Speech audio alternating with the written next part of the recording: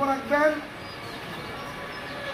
নরসিংদী সরকারি polytechnic institute শাখা ছাত্র দলের প্রতিষ্ঠাতা আহ্বায়ক, নরসিংদী জেলা ছাত্র দলের অন্যতম ছাত্রনেতা, প্রিয় বড় ভাই আনিসুজ্জামান হিমেল ভাই।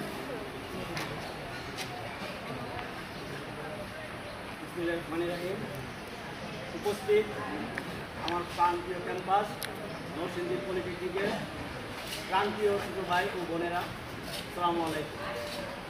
আজকে আমরা এখানে সমবেত হয়েছি হয়তোবা একটা দলের ব্যানারে, কিন্তু আমরা যে কর্মসূচি নিয়ে আজকে এখানে সমবেত হয়েছি এটা কোনো দলীয় কর্মসূচি নয়।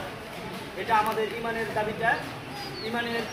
দাবিতে আমরা একজন মুসলমান হিসাবে আমরা এখানে দাঁড়িয়েছি। আল্লাহ তাআলা যেন আমরা এখানে যেটুকু সময় দিয়েছি আমাদের এই সময়টুকুকে কবুল করেন। এই সময়ের উছিলায় যেন আমাদের ভুল ত্রুটিগুলোকে ক্ষমা করে দেয়, আমাদেরকে জান্নাতবাসী করে। আমরা এখানে দাঁড়িয়েছি, আমরা সবাই জানি যে দখলদার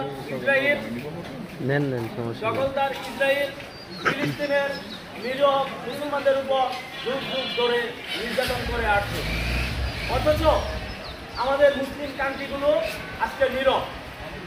200 কোটি মুসলমান এই বিশ্বে, যদি মুসলমান আজকে ঐক্যবদ্ধ হতো, যদি তারা ঐক্যবদ্ধভাবে প্রতিবাদ করত, তাহলে আজকে ফিলিস্তিনে আমাদের এই মুসলমান ভাইদের আজকে এই করুণ অবস্থা হতো না। আমাদের ইসলাম তো শিক্ষা দেয় বিশ্বের সকল মুসলিম একটা মানব দেহের মতো। আমাদের মানব দেহের একটি অঙ্গে যখন আঘাত আসে তখন সারাটা শরীর সে আঘাতে অনুভব করে। তাহলে আজকে কেন ফিলিস্তিনের এই আঘাত মুসলিম বিশ্বকে কাঁদাচ্ছে না? কেন মুসলিম বিশ্ব আজকে থেকে উঠছে না? যতদিন না মুসলিম বিশ্ব উঠবে ততদিন হয়তো আমরা ঐক্যবদ্ধ হতে পারবো না। আমরা যতদিন না ঐক্যবদ্ধ হতে পারবো ততদিন আমরা বিভিন্নভাবে বিধর্মীদের কাছে নির্যাতিত হব। ভারতে যেভাবে এই হিন্দুত্ববাদী গরুর মূত্র খাওয়া মোদি যেভাবে আমাদের মুসলমানদের উপর নির্যাতন করছে, আমরা পাশের রাষ্ট্র হয়েও অথবা ওইভাবে প্রতিবাদ করতে পারছি না।